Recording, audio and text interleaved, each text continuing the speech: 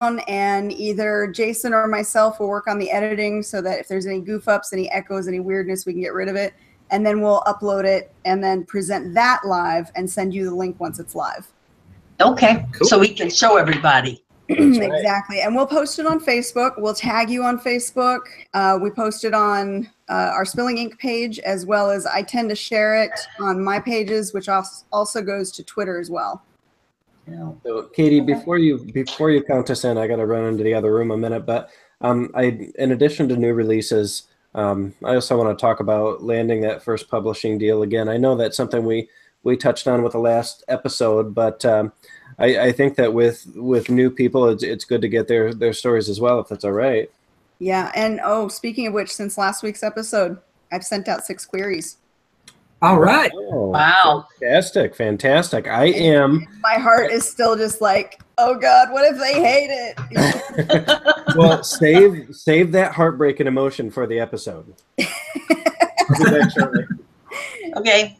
I'll be back too. We start at 5:30. We start at 5 and run it for an hour's worth of recording. So if we start, if you want to take a potty break now, that's fine. Yeah. Grab a drink of water, whatever you need to do. Once we start recording, we set the timer for an hour, basically. Okay.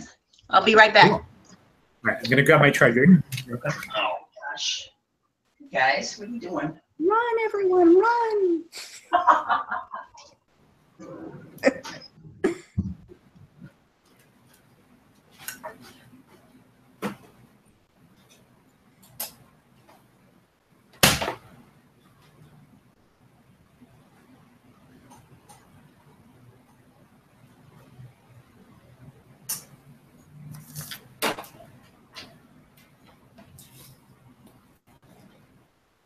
So, Jacob. What's up? Did you get a chance to read that last section? Not yet, but I was going to do that tonight. Okay. Yeah, Fridays are usually like my step back. No, I'm not rushing. I just wondered because that was the did I pull it off or not portion. I'm so excited. I can't wait to find out how it ends. It's been so much fun. Every time I've sent it to somebody, I'm like, oh no, did it work? Did it work? And I've gotten mixed results. So, I mean, there's still a bit of editing and revising that's going to have to be done, obviously. But, the elements are there. Awesome. So it just depends on how people pick it up. And that's the one that I'm querying right now because it's done. The story is finished. It's complete. I've got everything in place. All I'm doing right now are those little tweaks. And if it takes 6 months before an agent actually sees it, that's, plenty of time to still work on the tweaks while I'm actively seeking them. Yeah, definitely. That's so cool. It's such a fun story. Do you have it planned as like a series? It seems like it has a lot of potential for. That's the idea. And when you get to the last line of the book, you'll understand that, yes, it is meant to be a series. Ooh, I can't wait. And I do have some ideas on what to do next with her. But a lot of the what I write next will depend on whether or not I do get an agent, because this one is specifically geared to the traditional market. I don't plan on indie publishing this one. I'm still going to have some indie titles, obviously. But this one I really wanted to go traditional with. Yeah. And I don't know if you noticed, I stuck very closely to like the act style when I was writing it, the hero's journey. I mean, I was trying to follow as many of the traditional, what you would expect out of these types of books with, making it a unique story. Yeah, definitely. Did you ever read the Save the Cat book? My sister keeps suggesting I read that. That one was like so eye-opening for me. I'm afraid of like sticking to it so like rigorously because I want to try to like have my own like form and everything. But there were just like fun little tidbits in there that I ended up writing down and using for the one that I'm working on right now. My sister actually is traditionally published, and she's helping me right now to make my query look even better. So while I've already sent out a few, I sent mine to her and I said, okay, I know this is an area you're very strong in. So you tell me what you think of this and what little tweaks to make too. Her book comes out in February. I'm hoping I can get her on the show for that. Her debut novel, The 1111 Wish, comes out in February, and she writes middle grade.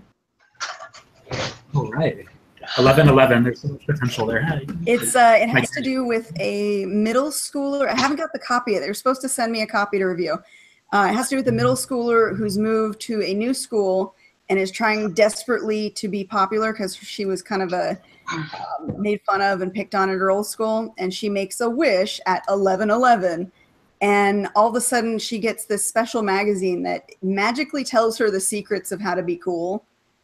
And she uses it to build her popularity. But ultimately she has to learn how to do it on her own by the end. But that's the general theme of that book, which sounds really cute. Yeah. That's fascinating. That's such a good idea too, because like all the middle schoolers know that 11:11 thing, and so I think there's a lot of potential there. I will mute myself during the show so that I don't sneeze into everybody's ears. No, you're good. Pardon me while I dig my eyes out. That is the one thing about being down here. I have dry eyes. Oh, hey, now Jacob, are you doing another party? Are you using Jennifer to do up a party for your new release? I don't think I'm doing that for this one. Mara, the marketing director for Blaze, she kind of has some other ideas that she's putting together. Like we're mostly going to do an Instagram sort of release. So there's different like hosts that I'll jump on and do live feeds for Bookstagrammers and things like that. So we're trying to take like a different approach this time, but we'll see how it goes. Because I would love to expand on that while we talk during the show to show the different ways that you approach new releases and different ways to market the books and stuff. Yeah, definitely. It sounds good. Right. I'm just taking a second to mute this phone because it has some kind of strange bell-like notification thing coming through that I don't believe I set that loud. So if it still comes through, well, that's my life. That's okay. I may have children screaming at some point. Oh boy. Yeah. I told them to go upstairs and told them if they were very, very quiet during the show that I would give them a treat. We'll stop for ice cream or something after. So we'll see. I could be very quiet for that. I am not above bribery as a mother. All right, are we ready? All right. Let me fix my eyebrows. I've got to fix mine up too. Are they looking okay? They're looking good there, yeah. I won. You got to powder your face a little, Jason. You're you're reflecting a little too much now. Do our vocal warm-ups. That's a good one. Oh. See, I have this like weird little cough too, so. The beauty of this is we're recording all this, so outtakes, man. You got to put together an outtake show. Oh my God, that would be kind of funny. You remember that show of me singing The Little Mermaid? That was like the best show ever. That got so many hits. That was fantastic. Actually, all the shows you've put together, Jason, have been our best watched shows. I don't know what you're doing with them, but man, I just talked to 3 authors today that all want to come on, and then I was like, I don't know how many people we can have on at once because they're all friends. So I was like, it'd be kind of fun to have you all on the same show, but I don't know if we can manage that. Well, remember when we did Dragons, we had 6, and we were having issues at 6. Ooh, so. Yeah, that was a major failure. I'm sorry. By the way, guess what's underneath this? Woo. No. Look at that, Katie. I'm gonna cry, dude. I'm gonna cry. Dragons. I know the dragon. Cry. I should show my shirt too. Yeah, I like your shirt. I like that one. It's wolf stuck. Nice. Oh, now we have people stripping here. What's your Superman? Hey. Come on, Katie. Katie. I'm boring. I just, Oh, come on. Sorry. For the love of God. My God, Katie. Use sunblock or something. Jeez. Oh, don't even go there. I joke about this. My 2 youngest kids are like night and day. Same father, same mother, night and day. My girl is like caramel skinned by the end of summer. She tans so beautifully. My boy, he's white. He's as white as white gets. And they'll be playing in the backyard and the sprinklers will come on and they'll strip down and run through the sprinklers. And it's like white lightning running across the yard. The Flash. That poor boy, he does not tan. Oh, gosh. All right, Katie, would you like me to roll us in tonight? Oh, yeah. You haven't done an intro in a while. Do it. I haven't. So I just want to make sure I'm pronouncing everybody's names right. We have Jacob Devlin, right? Uh-huh. Okay, and Ivan Navarro, or do you go by Ivan or Yvonne? I don't care, whichever one. As long as you get the last name right, I'm good with it. Okay. You know, as long as you don't say Navajo or, you know, Navarro, I'm good with it. Navaruni. Yeah. Oh, there's a new one. I like. Got the Italian bit there. And remember, it's not salad ass. It is. It is. Not salad ass. Oh, Well, my. and what did I always used to call you? What did I think your name? Salidas. Salidas, I think, is what I used to Yeah, think. most people go for the Mexican version. It's actually Greek. How do you pronounce it? Salitis. Salitis. Okay. All right. I will. But if I ever get an automated phone call, they say salad ass. I love it. Automated phone calls for Wes always go for ox. Even my car says ox. Calling Weston ox. Is this correct? Oh, and it pains me to say yes. Okay, guys. Well, I'm going to roll us in, and I'll introduce me, and then I'll introduce Katie, and then we'll do kind of a brief introduction of you guys at first before we go in. Well, yes, well, I definitely will introduce the bird who is doing her acrobatics right now. She's got one leg up and then holds her tail feathers with the other leg. It's bizarre. That is talent. Yeah. I can't do that. So when we introduce you, and I talked about this last week too, try not to kind of spill all your beans at once. We've got an hour to talk, and so we'll definitely get into kind of your history of all the books that you've done and what you like to do. But when we're doing kind of an introduction, just say, you know, hey, this is who I am. You know, I've been writing for so long, or whatever you want to say. But it doesn't have to be super lengthy, so don't feel really put on the spot to come up with something amazing right off the bat. Name, rank, and serial number. That's right. Cool. Okay, guys. All right, everybody. Welcome to another episode of Spilling Ink, the talk show that takes you behind the scenes in the writing and publishing world. Tonight we have myself, the great, the all-powerful Jason Lavelle. We have Bella. Come here, Bella. Bella, the dancing cockatoo, everyone's favorite co-host. And then, of course, Katie Salidas. Hi, Katie. How are you tonight? Hi, Jason. Glad to be back. You're looking lovely this evening. Oh, well, thank you. You're very welcome. Also joining us tonight, we have Jacob Devlin. Hi, Jacob. How's it going, everyone? It's going great, going great. And then we also have Yvonne Navarro. Hi, Yvonne. Hi, how you doing? Excellent. It still looks nice and sunny over there where you are. I wish it was nice and sunny here in Michigan. We have some clouds going on. Do you really? Yeah, but they very seldom result in rain. What they do give us, if we have clouds, are beautiful sunsets. You know, we have been going through an unusual drought here. It's been about 2 weeks with no rain for us. And I know that to you guys, that's probably nothing, but to us, we're like, what is going on? Is it the end of the world? It's like apocalypse 2017. Yeah, it's the whole climate change thing. We got finished with the monsoon season. I think we got maybe half of what we got last year. It was a weird monsoon season this year. I have to agree. Yeah. It really was. Oh, so now, do we actually call them monsoons here in America? Because I'm a Yes. Well, Okay. we do out west. okay. Well, So you we guys don't are have monsoons here. We just have storms, rainstorms. Yeah, up there. Monsoons are storms that come in, they drench everything with rain, and then they go away. And the monsoon season here lasts it's supposed to start in June and continue pretty much starts to stop in August, but it still goes on.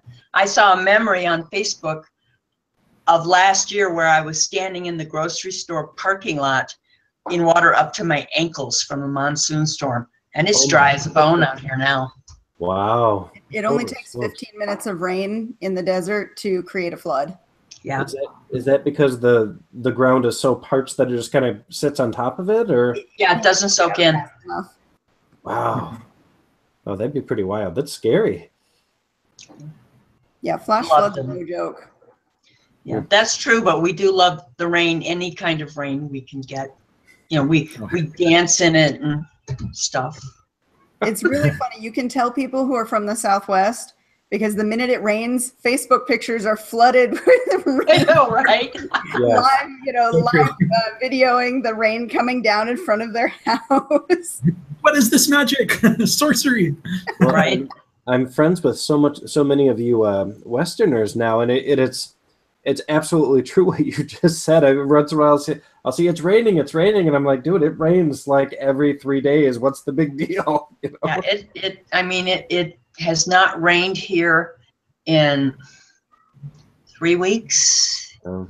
And it should be still, we should be still getting little monsoon storms. And it was a really bad year for water, and all the garden plants, I like to plant tomatoes and stuff like that. They did very poorly. Very poorly. Now you're in Arizona. Jacob, where are you? I'm also in Arizona. Yeah, I'm in Tucson. Okay, gotcha. Very cool. It's Sweet. hotter Well, up there. Yeah, yeah. The mornings are starting to cool down a little bit, so we're really happy about that. But we'll be sitting on 90 degrees for a little while longer. Our jacket weather is like 2 weeks long. Holy smokes. And see, I went out yesterday wearing a sweater, a hoodie. You Yeah, can always tell because- an Arizona person they're wearing these sweaters and these hoodies in 75-degree weather. Shorts on. We'll die without it in 70 degrees. Oh, cool. So now let's talk a little bit about what you guys do. You guys are both traditionally published authors. Is that right? Yes. Oh, Okay. look at him. Correct. Well, hello. Yes, she's very affectionate until she starts biting your face, Yeah. which may still be affection. I don't know. So Jacob, let's start with you here. Tell us a little bit about what you write. Yeah, so I write young adult fantasy. It usually stems from fairy tales or legends and puts a different twist on them. So right now I'm about to finish up my first trilogy, which is called The Order of the Bell. It starts with Peter Pan and Pinocchio and Alice, and so they've all grown up. They're living in their 30s and have teenage children of their own. And then the series follows those children as they kind of come to terms with the fact that they've descended from these fairy tale characters living in a new world. And one day the adults start to go missing. And so they have to basically band together, find each other, and then go out and solve the mystery of what happened to their families. So it's been a whole lot of fun to write. That sounds awesome. That sounds very cool. I Now, love where all did the you? fairy tale retellings and the adaptations and new interpretations of fairy stories? Those are probably some of my favorites right now, and they're really hot in the market too. Oh yeah, for sure. And I love it. We just had our guest on last week, Christina Henry, and she does a lot of not necessarily fairy tale retellings, but that type of story where you're taking an old story and adding to it and changing it and going in your own direction. But I think they're a lot of fun. I read a really cool Beauty and the Beast one called The Cold King, I believe it was called, or Cold King. It was wicked cool. So, I mean, you could definitely follow the storyline and see how it was related, but completely different characters, and it was neat. But anyhow, I kind of went off on my own direction there. So your stories sound fantastic, Jacob. How long have you been writing? So I started writing, I've always enjoyed it since I was probably about 4 years old. That was how I spent my time. I would get in trouble in class for reading and writing little stories on my own. That's the thing I got in trouble for. But I got serious about it probably about 3 or 4 years ago and published my first book, the first part of the Order of the Bell trilogy, back in July of last year. So ever since then, I've been going pretty steady with it. Fantastic. Oh my gosh, you're a baby. I know, I'm so young, right? I still have so much to learn. It's so cool to talk to everyone. Well, put a pin in that for now because I do want to come back to your publishing journey. But let's talk to Yvonne about hers as well and what kind of books that she works on and who she's worked with, because you've worked on a lot of collaborations as well, haven't you? No, not really. Not many collaborations. I think the only book I've ever collaborated on was Ghost Heart, and that was with Weston Oakes, my husband. And the only story I've ever collaborated on with another person was one that we recently did. I recently did with John Urbansick. So not many collaborations. Now you've worked on the Buffy stories, is that correct? Yeah, I did. I had a bunch of Buffy stories published in novellas and short stories, and I did 7 original novels in the universe. Now, how did you get involved in writing in that universe? Because that is one of the most popular fandoms out there. Well, you know, I have to thank Nancy Holder and Christopher Golden for that. I've known them both for many, many years, and I knew them for many, many years before this. The editor at the time was Lisa Clancy, and she was looking for more authors to expand her kind of stable of Buffy authors, and they both recommended me. So she said, send me a writing sample, and I sent her my first novel, and then she said, you know, your agent's name, and I gave her that, and that started the whole thing. So I was really tickled because I was a diehard Buffy the Vampire Slayer fan. Oh, that is like one of the most popular fandoms out there. I mean, to this day, people love Buffy. And They of course, do. you know, writing in the vampire genres as well. That's another hot one. So you know, it's like that's striking gold right there. Yeah, to me it was like a dream come true. So I still, after all these years, I say thank you. I'm sorry. No, sorry, I cut you off. I was just going to say, now, how many different stories in the Buffy universe did you get to write? I wrote 3 novellas in the Tales of the Slayer, which were tales of Slayers in the Buffy universe, but at other times they didn't know Buffy or any of them. And what else did I do? I wrote a couple of stories in an Angel anthology. And it might be it. Yeah, that might be it. Okay. Now you have, I noticed on your site that you've written, you know, not only with the Buffy, but you've written for Aliens as well. I did. I wrote a novel in the Aliens universe. It was a novelization, an expansion of a 3-issue graphic novel by Chet Williamson. Okay. So now I'm curious, and we kind of just touched on that with Katie's question, but these things seem, they're so mainstream and so popular that, to me, looking at the works you've done, I'm like, wow, I don't even know how you would go about approaching someone about writing in this universe. How did that come to pass? That was the second novelization I did. The first one was for the old movie Species. Yeah. And I had finished my first novel. I was working on the second one. I managed to somehow swing a 3-book contract based on the first novel, which was completed when it was submitted. And I had finished that. I was working on the second one, and the editor at Bantam approached my agent and said, you know, I'm looking for an author who writes well, who might like to write this book. And, you know, I could write the book, no problem. But they were taking a little bit of a chance on me, because when they look for an author to do this, they're also looking for an author who can meet a deadline. And they had no indication of whether or not I could. But they took a chance, and I did. And then I went back to work on my second novel, and then the same editor went back and said, we have this novelization that this 3-book graphic comic book that we want to blow up into a novel. Can you do it? And I said, absolutely. So it took a little while for the second novel to come out. Now, when they give you a deadline, about how long are they allowing for the writing process? In days of yore, they would give you a novelization, and you could manage to squeeze about 4 months out of them. You might have a movie coming out with it, but in days of yore, again, they started the whole process earlier. So it wasn't such a slam on the deadlines. About 4 months. Okay. And for a lot of authors who are used to writing more than one book a year, that doesn't seem too excessive. You know, and if you're doing a true novelization, you're going off of a script of something, or like I did with the graphic novel, the whole thing was laid out, and that's your outline.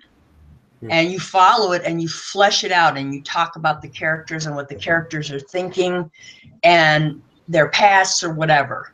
So I actually find movie novelizations a lot of fun. That would be awesome to do. I would love to try doing that. Yeah. Sounds like that's not something we've explored yet either. We've talked about indie publishing, we've talked about small press, we've talked about traditional. We've never talked about adapting other work or, you know, movie novelizations. That's a totally different area that I don't think a lot of authors know is out there. Yeah, and unfortunately nowadays they have really cut the time that they get around to finding an author for this, and sometimes it's really kind of onerous, especially because I have one publisher who kind of mixed up the term novelization and prequel to something, and the prequel is an original novel. So they kind of use the thing interchangeably. So I thought I was doing a novelization. I'm not. Wow. Okay. Yeah, that puts you in a little bit of a tight spot then. Yeah.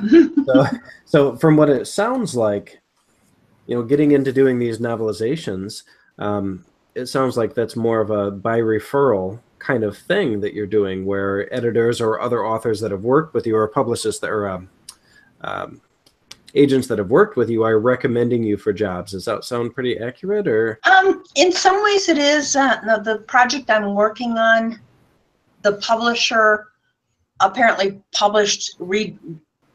reissued one of my previous novelizations, and they liked the work I'd done on that, so they suggested me for another one, because I don't currently have an agent. And so they just contacted me via email, and they said, well, we have this, and would you like to do it? And I said, absolutely.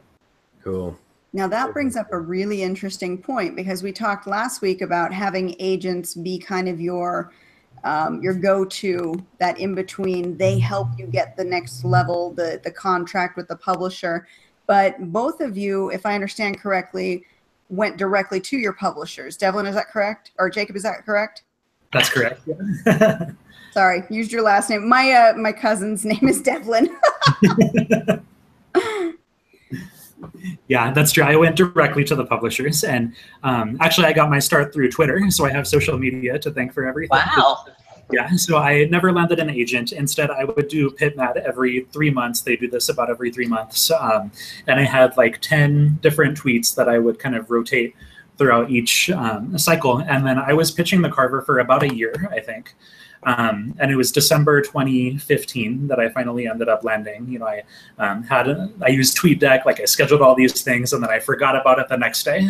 And then all of a sudden I started getting, you know, a couple likes. I think I got 3, you know, bites from the Bent agency and a couple different agents. But the one that caught my eye was Blaze Publishing. They were still just kind of getting their start. But they liked it. And then I went in, you know, kind of looked at their profile and their website, and they said, you know, if we like your tweet during PitMad, you know, send us 3 sample chapters. And I'd already kind of done that for a couple other people, so I still didn't have my hopes up, but I sent my sample chapters. They got back to me about 4 or 5 days later. I got a phone call actually from the assistant. And she said, you know, we just want to know where you're at with everything. You know, how many people are reading this? How many agents, you know, publishers do you have this out to right now? And in the end, I was like, oh, you know, a few, but I didn't have any bites at that time. So they were like, let's keep it that way. Like, please don't accept everything until we get back to you again. And then I still didn't want to get my hopes up. I was like, you know, there's a possibility, like, what if she gets to the end and she's like, oh, I hate it, like, throw it away.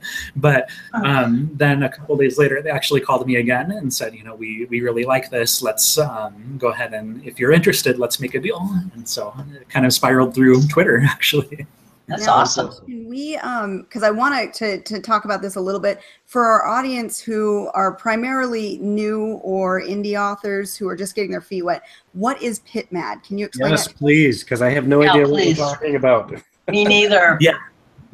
So it's one of many different contests that happens on social media every now and then to get new authors discovered. And so for this particular one, PitMad, you go and you write one tweet just summarizing your book, you know, trying to make that best possible pitch. I can't even really remember what my winning tweet ended up saying, but 120 characters, and then you use the hashtag PitMad, and then all day long, agents and editors and publishers, they're kind of swimming around digging through this huge slush pile of tweets, and then they're liking all the ones that they're interested in. And then you go and you look at their profile, and they usually say, if I like this, you know, send me a query and send me the chapters, and then it kind of goes from there. So it happens about every 3 months. If you go on, there's a website where you can find the dates, but they plan this out like a year at a time. You know, you can kind of schedule out your tweets, start thinking about your tweets, and then kind of go from there.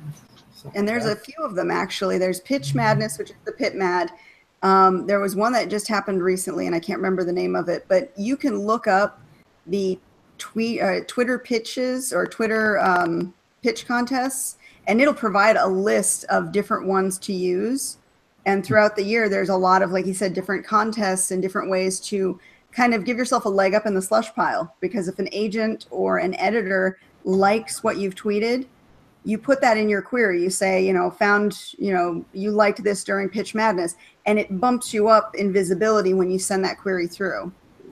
it's true. And it's a great place to make community too, because other authors, they can go and retweet each other and kind of give their support. So it's a great way to kind of boost your own following and you know, get to know other authors out there. Yeah, 2 weeks ago when we talked to Weston, he'd also brought up manuscript wish list, and that's a hashtag MSWL, and that is agents actually posting, hey, this is what I'm looking for. So it's another resource for authors out there that are aspiring to, you know, get their first novel published, to try and match themselves with an agent that might be looking for exactly what they're writing. Mm-hmm. Interesting. So tell us a little bit about Blaze Publishing.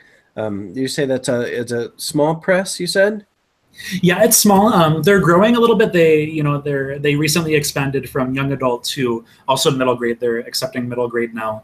And their big mission is just to find books with heart. That's kind of their tagline, books with blazing hearts. And so they will accept any kind of YA and middle grade novel. So they have a couple contemporaries out, romance. They have, I'm kind of one of their fantasy right now. And then sci-fi has been pretty big. We have a couple others who are doing like space operas and such. So they're kind of looking for a little bit of everything, but they release about 5 or 6 novels every year. Oh, that's fantastic. Now, in your experience, you're going on book 3 with them right now, right? Or you already have 3 out? So I have 2 novels and then 1 short story that we just put directly to Kindle. Okay. The 3rd novel is coming out in February. Okay, and we'll talk about that in a couple minutes here. But tell me what has your experience been like with them working with a small press publisher? It's been fantastic. Okay. Yeah. I really didn't know what to expect with them. I know I've heard some horror stories in the past about other small press publishers and, just kind of taking away your freedom and chopping out chapters without consulting you first. But everything with Blaze has been a true partnership and a conversation about every aspect of it. When I first signed my contract, they sent me a bunch of files at the beginning. They said, draw your dream cover and let's talk about what you want to see on the cover and what the themes of your manuscript are. And then, so I made this like terrible kindergarten sketch and sent it back to her. And you got your crayons back out. Right. Yeah. But from there, we just had a really good conversation. It turned out we were thinking along the exact same wavelengths. We both wanted to see the mirror on the first cover, and we had ideas about like the font and the general feel of it. And so we kind of negotiated, and it was a very easy conversation. And it's been about that with the whole entire book too. When my editor returns my manuscripts to me, she makes her comments and she says, if you don't agree with something, let's talk it out. Let's negotiate and find out a way to make it so it still fits your vision too. So I've been very, very happy with their cooperation and their. Fantastic. Now, It's funny. That's a very stark contrast to some of the things we've heard about traditional publishing. And our guest last week, Christina Henry, who is a Big Five author, and she had told us she has almost no. Oh wait, hang on. Katie, say something so we can see you. Oh, I didn't want to interrupt what you were saying, but I had some of his books because I met him back in Phoenix. So those are beautiful covers. I love them. Very nice. Absolutely gorgeous. Now, one thing that Christina was telling us is that she really doesn't have much input at all into what happens with covers, what happens with kind of any kind of formatting or back matter or anything like that. But from what it sounds like with you, at least with your experience with Blaze, that it really has been more of a partnership. Yeah, definitely. So I've been very happy with that because ultimately, I have this whole vision that I've had going from the beginning, and they've been very understanding of that, and they don't kind of like step on my toes, but they also offer a lot of feedback to make it so that what my vision was in the beginning, they've increased it tenfold and made it so much bigger than I thought it was going to be. So it's been a great partnership. That's fantastic. Now before you started submitting to your Twitter rampage mystical magical thing, whatever that was, that I'm sure I'll have to learn about later. Did you ever consider going the indie route, publishing yourself, or were you always focused on finding a publisher? I thought about going indie for a while. I was getting to a point where I was getting a little bit frustrated. I had been submitting for about a year. But I was pretty dead set on things. Like I got to a point where I was getting very close. Like I would hear back from agents. I was trying to find an agent first, and a lot of them would give like their standard, form rejections, no feedback. Every now and then I would get one that was like this. It's just not quite what I'm looking for, but it's fantastic. Like you'll find somebody, And so at that point I was like, okay, yeah, I can do this. I'm getting so close to it, and so. Just keeping up with PitMat and keeping those queries going, and that's kind of what led me to where I am right now. Okay, and what does your publisher do for you? Because my understanding of small press publishers is kind of you have a little bit of backing in that they're gonna help you with the cover art and they're gonna help you with the marketing, but what kind of responsibilities are left to you? Are you still doing a lot of marketing yourself, or how does that work? How does your partnership work with them? Yeah, it's kind of 50-50. They do a lot of marketing on their own time. Like they'll reach out to their contacts, and they partnered with a distributor, so they're just kind of get books out into libraries, and every now and then we'll run into them at Barnes & Noble and such, which is really fun. Awesome. But yeah, they do ask me to maintain a lot of that myself. They have certain expectations for social media, so I try to be very active on Instagram, Twitter, kind of thinking about my own personal brand, and that's kind of the main thing. They say like be active, go out and sell yourself. Will help you sell the book. So. Okay. Now, Yvonne, just to contrast that, do you have the same feel with the bigger publishers? Do they kind of leave a lot of the marketing to you, or do they kind of tell you, this is what we're doing, these are places we're sending you, and you kind of do what they want? They don't tell you anything. And they actually, for a mid-list author, they do almost no marketing, and maybe no marketing at all. I have found that if I want marketing, I need to do it myself. Way back when I worked on After Age, I did a lot of marketing for that. I had bookmarks printed. I paid for an ad in the local. Do you remember? I don't know if you remember because I'm old. When you went to the theater, they used to have those little booklets that would tell you about the upcoming shows, and they had little like business card sized ads in them. And I put one of those for After Age in a movie theater. I did what I could afford. And I remember calling my editor, and I had gotten an offer from Cemetery Dance saying, we can run this ad for you for your book, for $60. And I was at the end of my budget. Back then, this was 1993. And so I called my editor and I asked if, the publisher would pay for it. And then she was like, no, no, we don't do that. No. So I don't know what kind of marketing I got. Probably not much. Okay. Okay. And now that one, then that was, you said earlier on in your career, now that you've been writing for a long time and you have many published works, do you find that they approach things with your books any differently, or is it very much the same? Is that for me or for? Oh, for you. Sorry, Evan. Okay, sorry. It's for the bird. Hi. You know, I think it's still pretty much the same. It depends on the novelization. You know, I'm still doing solo work, and you get more marketing on the novelizations if they're for a movie. Okay. You know, because obviously they're pulling for the movie, but you know, even so, I don't think if you've written the book, you're riding on the movie's coattails, because if you've written a book to go with the movie, you will find the credit for the book at the very last of the credits, all the way down where, you know, the 45th key grip and you know, this tree was photographed in print about this big, it'll say novelization by so and so. No dogs were harmed in the filming of this. Oh, and by the way. Yeah, exactly. Exactly. Oh, we had to put this in at the end and we don't have any more film, so we're going to shrink the type down to about this big. That's where everything speeds up really fast and the next episode comes on. And Right. So, yeah. Well, that seems a little bit jaded. That's not good. I don't like that. No. Well, to me, the fun in it, you know, I mean, obviously I get paid a little bit. They don't do royalties like they used to. I have never gotten a royalty on, that's not true. I take that back. I've gotten royalties on one novelization, but the rest of them were just a flat fee. Oh. So they don't do the royalties anymore. And the fun, I think, comes from writing the novelization.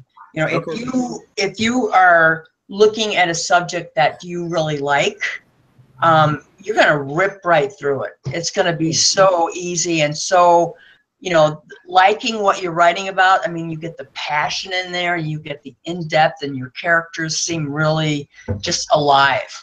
Oh yeah. Well, if somebody told me to write an expansion of the Terminator universe, I would just be in heaven. I'd be like, I'm just going to write this all the time. I'd never want to do anything else. Right.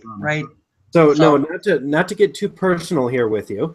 And you can ballpark us or just tell me to F off if you want to. But people would like to know this kind of stuff. So someone comes to you and says, okay, we need you to write Species 6 for us, you know, as a book, because we're gonna make a movie out of it, or we're gonna make a TV series out of it. What are they paying you to write that? You said usually they're paying some kind of flat fee. What? Yeah, it depends. I see it all over the place. I know what I've worked for, but I have seen where people have paid like $6,000 for an entire book, which I think is just kind of like highway robbery in reverse. Even in a novelization, I mean, it's gonna take you a while. You're gonna put some time into it. You're gonna put hopefully some passion into it, and then I've seen up to $10,000. I think again that in the days of yore, when I was young, they carried swords. I think the pay was more. Okay. Book out. But at that time, I wasn't. You know, before me. So. You know, it varies, and it's, you know, if you don't have an agent, you're going to have to work on negotiating this yourself. Okay. And I have done that. I haven't had an agent in quite some time, and you don't always win. Usually, you can manage to get more contributor copies.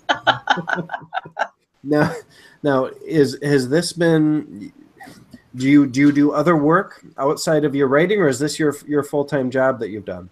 This is my full-time job. I worked for the government as a contractor, and my job was lined out in September 2014.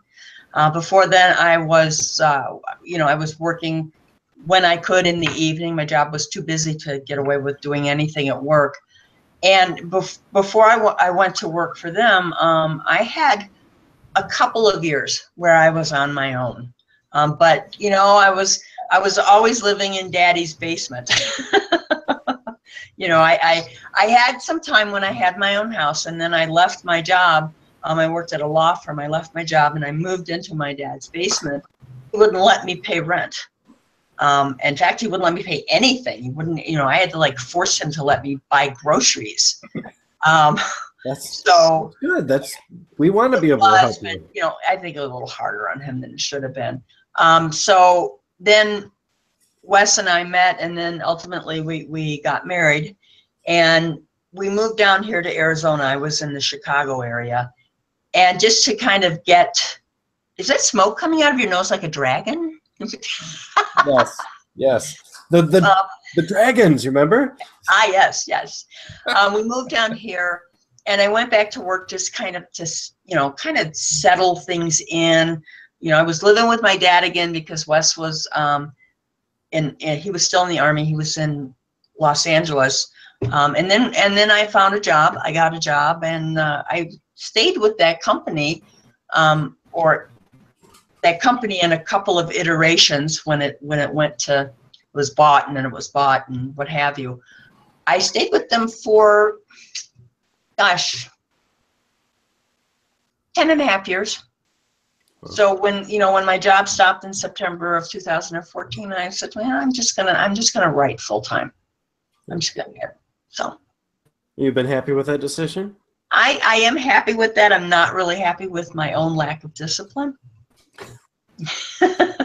You know, I feel like I'm a young writer again, where everything was a distraction, and you know, you're supposed to be in the mood to write, and everything's supposed to be just perfect in your house, you know.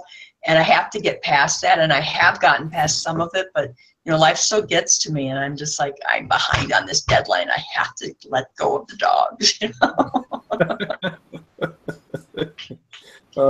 That's a good one for Jacob too. How do you handle work and writing and finding time and staying distraction free? It's definitely not easy. I'm not going to pretend it's easy, but one thing I did that really helped me was I sat down and I just did a little bit of math. I sat down and I figured out how many hours actually exist in a week. How many hours do I have to devote to my job, which is at least 40. Sometimes it can go up to 60, 70. And then I subtracted how much time do I get for sleep? You know, let's pretend you get 8 hours of sleep. And then I sat down and figured out, okay, this is how much time I actually have to write. How much time am I actually going to use for that? And then I sit and I write a weekly goal. So I'll say something like, if I'm writing a new novel, I'll say I want to get 5 chapters done, or 3,000 words by the end of this week. And if I'm revising something, it'll be let me revise up through the first 10 chapters, or let me revise all of this person's scenes, for example. So it's less about kind of a time goal for me and more about just hitting a specific objective by the end of the week. That kind of helps me stay sane. Okay. Now, what do you do for your day job? I work for a university as a recruiter. So I'm at the University of Arizona as an admissions counselor. And so I go out and I talk to the high schoolers and the transfer students at the community colleges and just help them figure out their options, outline kind of the opportunities that U of A has, and then how do you, make yourself marketable for college. And it's very... Uh-oh, we're cutting out for a minute. We may have to pause and come back at that question, just so that we don't have any glitches come in editing. Jacob, are you back? Can you all see me? We lost you for a second there. Say something? It's been sporadic for me. Can you all see me? Okay, yep, you're back again. Go ahead and backtrack. You just said that you talked to college transfers from community college. High schoolers. Yeah, so high school, community college, people who are thinking about going on to the university, and talk to them about what the application process looks like, getting financial aid, and kind of talking them through that whole pipeline. So it's very time consuming, but it's something that I've been doing since I was a freshman in college, and know that I really appreciated getting that support when I was, going into college, because I'm first generation, from low income family. And so it's very rewarding for me to have kind of a helping profession on the side. That's awesome. Now, you also told us that you work with the Tucson Festival of Books as well. Yeah, I did that last year. So that happens on the U of A campus. So it's like literally right next door to where I work, like a 5-minute drive from my apartment. And it's huge. I mean, the U of A starts marketing for that, like, years in advance sometimes to promote the ones that are coming up. So it's just a whole lot of fun getting involved in that. And in the past, I had only been going like as an attendee, just walking around. And then this past year was the first one that I actually had a booth and sold some books, and just had a blast, coming back to do that in a different capacity, because I've been going to that festival for years. So yeah, it's different being behind the booth versus just walking through the aisles. Now, how does an author get involved in the Festival of Books? So this past year, I went through the Author Pavilion, so you can actually sign up on the Tucson Festival of Books website for, different time slots if you just want to have a couple hours in a booth to sell your books. I've been in talks with the people who work for the Pima County Library, because they're the ones who kind of arrange, different author events that happen. So I've been in various stages of communication with them to see if I can get involved in panels and stuff. We'll see how that all goes, but otherwise you can pretty much just sign up on the website, and you could either do like a full-time booth, which is a little bit more expensive, or you can just have like a couple hours in the pavilion, and that's what I did last year. I really had a lot of fun with that. And nothing beats like that real bond of being face-to-face with somebody and talking to them, because sending an email, hey, I'm interested in this, it tends to get ignored. Whereas if you connect with somebody who's involved in the programming and you can physically talk to them, a lot of times you get better results. As far as like panels go, the Vegas Festival of Books is happening in 3 weeks. And I had sent my emails in, hey, I would love to do panels. I'm available. I'm a local author. Just let me know, what you have scheduled and if you'd like me to come talk about anything. And I got no. But I had made a friend with a rep at Barnes & Noble a few years ago, and I'd stayed in communications with her. And sure enough, a week ago, she emails me and says, hey, Katie, we've got a panel we're putting together for the Las Vegas Book Festival. Do you want to be in on it? Absolutely. That's it. I'd love to do that for a Comic-Con one day. Like, that's my dream, to do either the Tucson or the Phoenix one on a panel. I keep hearing that the Phoenix Comic-Con was cool. Yeah, I've been to those a number of years, and it gets bigger every year. It's bigger. They're so much fun. It's a blast. Yeah, that's what I live for. I've never been to any kind of Comic-Con, any con of any kind ever. I mean, I've been to, Walmart, which is crazy. I'd rather not go there, but I've never been to any kind of con. So I really feel like my good friends out west need to take it upon themselves to fly me out west next spring for Phoenix Comic-Con. I told you I would shove you in my suitcase if you would fit. You got to find a way to get the suitcase here. Oh, Jacob, you have a new release coming out. Is that correct? That's correct. Yeah, February 20th, I believe, next year. Okay. Well, tell us about the new release. Tell us about what's going on. Yeah, so it's the finale of the Order of the Bell trilogy. It's called The Hummingbird, and so it basically picks up like a minute after the second book left off. So, after all the fairy tale characters have kind of reunited with their families. I won't get too much deeper because then that's spoiler territory. But yes, but it's just kind of but essentially the third one is just like the no holds barred, all the stakes are raised. Like, it's the all out war between the fairy tale characters, their families, and this evil queen that's come back from kind of years of sleep, and she's getting ready to take over our world. And so it's like this big battle in New York, and it was so much fun to write. It was it's just the kind of what I'd been building up to for years, and it was just so much fun to sit down and like put all these scenes together after all those years of thinking about it. So. I would love to talk about the approach that we all, because all of us have gotten books within the last year that have been released. How do we approach new releases? How do we, approach the marketing angle? And what's the excitement level for each book that you release? Does it differ? Is it the same? Do you have the same nail-biting nerves every time a book comes out? Jacob, we'll start with you, and then Yvonne will go next. Yeah. Honestly, this one I feel even more excited than I did for the second one, at least. Or like the first one was just like lots of jitters and lots of excitement, and I'm feeling that again for this third one because it's kind of seeing the set come together, and I can finally see my trilogy, all the covers back to back to back, and people can give me feedback on the whole, that's been in my head forever.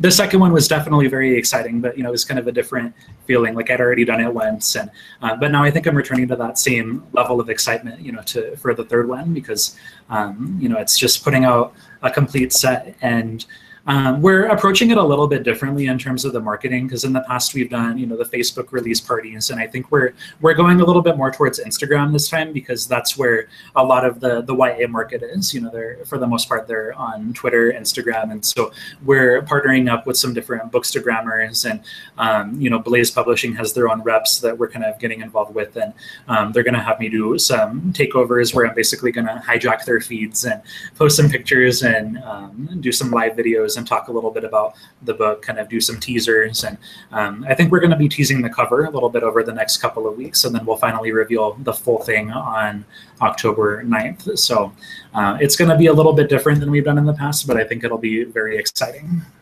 Sweet. I'm hoping that you'll give your pals over here at Spilling Ink an inside view into that cover before it hits big, because I know that we will want to see it. Yeah. So Awesome. So now you talked a little bit about Instagram. Now I'm not very familiar with marketing on Instagram. I have my own personal Instagram account, which is filled mostly with pictures of that evil winged creature that was over here. But how do you market on Instagram? You mentioned live videos, and then because you don't really have a whole lot of a status on there, it's mostly the picture. So are you making doing your own graphic design for that, or do you have a bunch of specially made stuff just for Instagram, or how do you do that? Blaze puts together some things, like they'll put together cover teasers, and they even made some different designs for me to make bookmarks and buttons and stuff. For the most part, Instagram, I'm just kind of doing it as a normal human being. So I'm going off and taking pictures of my lunch or what I'm doing on the weekends and stuff, and I'll try to keep it so like once a week I'm doing some sort of book plug, saying like this character would definitely enjoy this for lunch today, something like that. But Blaze Publishing is definitely all about sell yourself, like connect with your readers on a personal level, and let them see that you're just a normal human being, and then the books will kind of take care of themselves from there. And Blaze, they'll do all the behind the scenes stuff, getting it out to distributors and bookstores and such. But they really kind of have the expectation that I'm just being as genuine as I can, and selling myself as Jacob rather than as the Carver. So. No, I like that. That's really important. And the what was it? It was 2 weeks ago. Jason, you missed that episode. Dang it. Which one was it? It was the "Don't be an asshole." The first rule of Publishing Club is don't be an asshole. And that was actually Wes was the one who came up with that slogan, and he said it a few times. I was like, that's it. That's the tagline for our show. But that's absolutely true. Being real with your audience, whether it be through social media or in person, that makes a huge difference.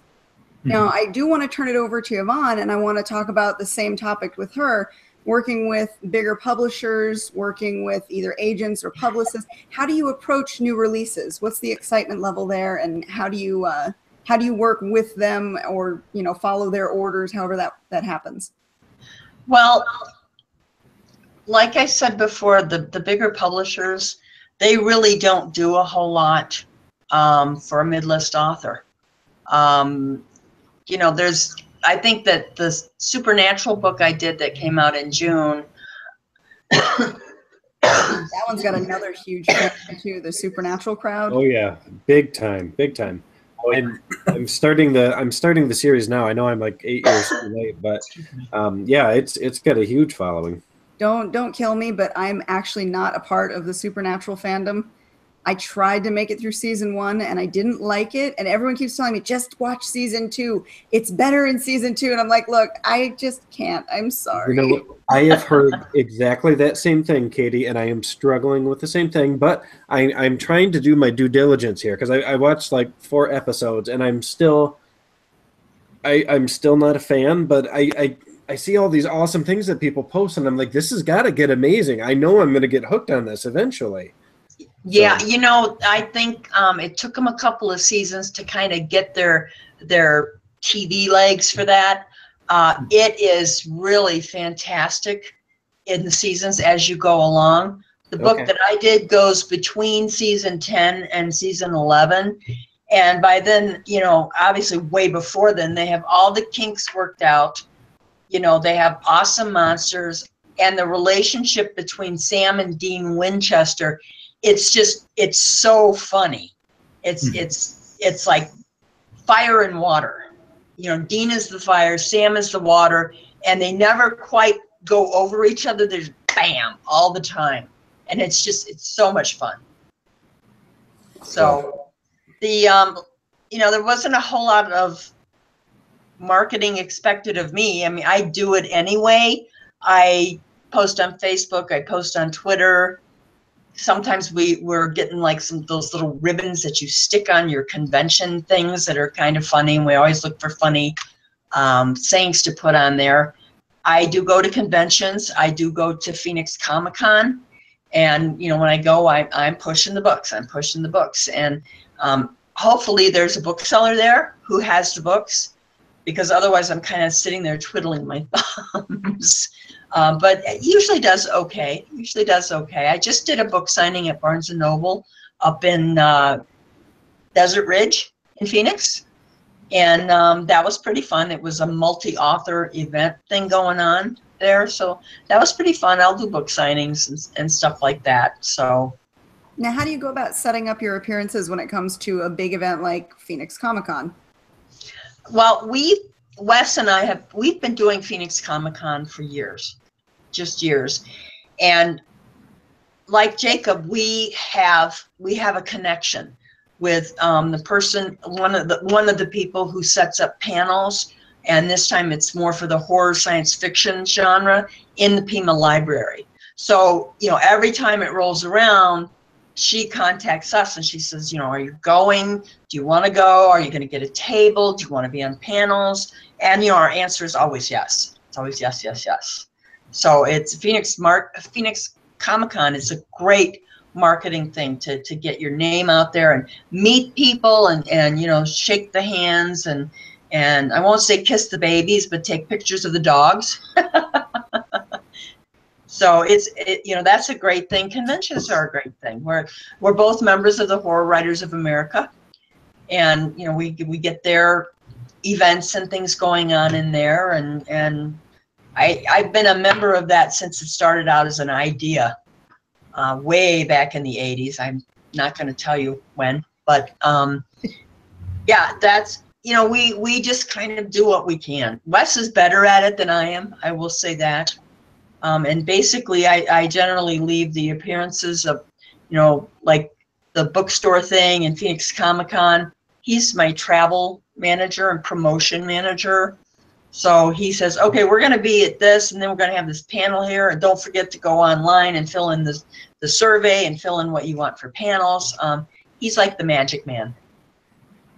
Now, when you go to these cons, are you bringing books with you, or what are you doing? It depends. You know, if there are booksellers there who don't or who are going to have copies, we might bring a few, but we'll keep them off to the side, or we might bring a lot. But as long as the booksellers have the book, we won't sell our own copies. We'll say, you know, you can get it from the bookseller just inside the door to the room, you know, where they have all the vendors. You know, so other places will sell them if there's no one there, you know, no bookseller there. And we will sometimes bring older books that are out of print. Okay. So that's, you know, pretty much it. Okay. Cool. Well, Katie, is there anything else we want to talk about tonight? We're kind of getting on in time here. Yep, we're coming towards the end. I think we touched on pretty much all the topics we wanted to. The new releases, working with the publishers, working with the new release schedule. Now, Jason, do you have any new releases out? Was the Dragon one the last one that everybody released? Yeah, A Plague of Dragons, which was our anthology, which unfortunately is coming down off Amazon, or is it already down? I haven't checked, but my solo story's up. Yep. So it was a really fun anthology to work on, and unfortunately, its time has just kind of run out. So those of you who have managed to get a paperback copy or an ebook, you're amongst the lucky ones. Yes. But so right now, what I'm doing is I'm actually working on a short story collection, which is going to be mostly horror. There's a little bit of fantasy in there, and there's going to be a couple dramas, kind of tearjerker dramas. Made me sad to write and made my wife cry, which is, I consider, a win. That's always a win. Yes. If you can make them cry, you're doing something right. Absolutely. So that'll be really fun, and I think that's probably going to come out around the same time as Jacob's new release, which is going to be next February. So I'm planning on next winter. Do you guys have a winter? Is it cold there in February out west? No, not that much. Oh my God. It's like -10 here in February. It's ridiculous. Yeah, I am well familiar with that horrid climate. But for us, a cold day is generally like 50. Okay, that would be perfect. And it drops at night. We can have a 30-degree swing from day to night. Okay, that's pretty incredible. Desert life. But other than that, Katie, so the short story collection, I am working on a novel right now. I know I told you I wasn't going to do novels again for a while, but I am working on a very, very disturbing novel, a serial killer story that I am going to be going the traditional route with. So I'll be pursuing agents and traditional publishers and kind of seeing how things go that way. So I've been saving the idea as something special to work on. So that's what I'm doing. Now, Katie, I know that you are working on a novel, and I know that you are keeping it close to the chest. Can you give us any hints at all on what you're working on? It's it's because I'm gonna go traditional with this one, or I'm hoping to go traditional. That's the goal. That I haven't released too much information about it. Those who are in my reader group have seen teasers. Actually, Jacob has seen some of it. You have seen some of it, Jason. So you guys both know. I've selected certain readers that I know I can trust to give me feedback as I, whittle it down to a publishable length, because I don't want to be, too wordy with it. And I just started querying it. So I'm at that really super nervous stage of, will anybody, really like it and hopefully pick it up? We'll see. But other than that, just like, any other working author out there, always have something else going on. So there's a couple of other projects that I'm going to be working on, because I'll still do indie publishing while I'm waiting to see if the traditional marketplace will pick up this book that I've geared towards them. Okay. Now, and I self-published my second novel, which was titled Delia, and it was kind of a romantic thriller with some supernatural stuff thrown in there. And I've actually been submitting that to several small presses as a previously published work, which is kind of a tough thing to do. But just because it was one of those stories that I thought it was a great story, but I wasn't able to get it in front of people. I'm not getting it in front of the right audience, so I really needed some help with that. So it's kind of cool that going down a new path a little bit, and I know that we're both doing that, both you and I, Katie. So it's scary and exciting at the same time. So that'll be fun. Now, are you going to write, because you had Molten Heart was in the anthology that shall not be named, are you writing a follow-up to that? Are we continuing the story? What are you going to do? I will continue the story. I always go back to my readers, and I have a private Facebook group that I invite people to join if they're, if they like what I write, please join, and I'll post the links below. But I always go back to my readers for feedback on everything. And I ask them, is this a story you enjoyed? Is this a story you want to see more of? And if readers want it, I will write it. So I use them as my gauge. I was hoping that we would be able to put it into another anthology. I was really hoping for that trilogy anthology we had talked about. But, it doesn't always work out when you have a lot of people and everybody has their own schedules. And so even though the anthologies aren't going to happen, readers have requested it. So I will be writing the next step in that story. I haven't come up with a title yet for it, though. Fantastic. Fantastic. I'm glad to hear it. So, okay, cool. Well, we are about at the end of our time tonight. I'd like to thank you both for joining us on another episode of Spilling Ink. Is there anything that either of you would like to talk about before we go? No, that's okay too. I would love to talk about this thing that I'm working on, but I can't. Okay. It is the strangest situation with a novelization that I've ever had. I cannot talk about it at all, and I cannot release any information until the actual written novel is completely approved. And that's going to be a while. Well, when you do get closer to that point where you can talk about it, maybe shoot us an email so we can know what the super secret thing is, because now I'm going to be thinking about it. See, that's like that super secret stuff that Disney does with like rewriting the canon for Star Wars. Yeah. I just keeping that under tight wraps. Yeah. I've never had one that I couldn't at least say I'm working on this supernatural book or this, whatever. And they're like, nope, can't even say that. I'm like, okay. Wow. I'm working on a thing. That's cool. You could say I'm working on a top secret project and it's totally legit. Well, that sounds even cooler though. Yeah, I can torment people on Facebook. And then I'll get little private messages that say, you can tell me, I'll keep the secret. I'm like, I can't do that. Well, you guys have been great talking to Jacob and Yvonne. Thank you so much for joining us tonight. It was a pleasure learning about both of you, and for you guys to add your insights into the show. It was a lot of fun. Thank you. Yeah, thanks for having us. This is awesome. Anytime. We'd love to have you back again. And for everyone else, we look forward to seeing you next week on another episode of Spilling Ink. We'll see you next week, guys. Bye. Ciao. Ciao. All right.